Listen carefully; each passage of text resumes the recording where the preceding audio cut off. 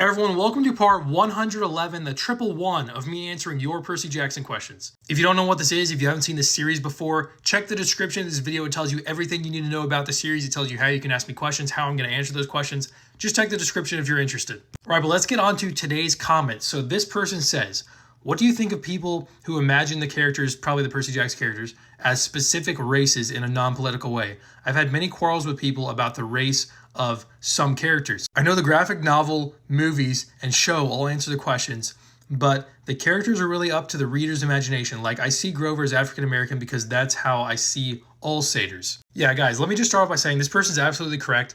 The characters are how you want them to be in your mind. Like to an extent, the way that the characters are described in the books will influence your mind. Like, you know, you're always going to see Charles Beckendorf as an African American guy because that's how he's described in the books. And you're always going to see Leo as like an impish Mexican guy because that's how he's described in the books. But like for some of the characters who they're not described as much, not as much detail, it's totally okay to imagine them however you want, like honestly. And like, I don't even think that the movie or the TV show can really answer these questions for us because, like, you know, in the movie, Grover was African American. In the show, he's, well, I don't really know what ethnicity Aryan Samhadri is. I think let me check. Okay, according to Google, which I hope is correct, it says he's Indian American. So he was African American in the movie, Indian American in the show, so it changed. And then obviously Annabeth was white in the movie and then black in the TV show. So I don't even like to use those as a reference for what we should think about the characters, honestly.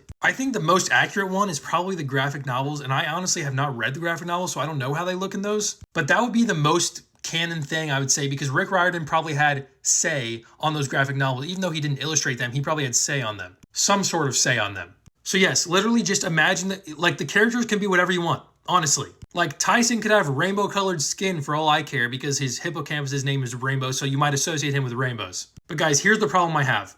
This is the problem I have. When people see these characters in media, like the TV show or the movie, I hate it when people say, okay, Annabeth is black in the TV show. That means she was always black in the books. No.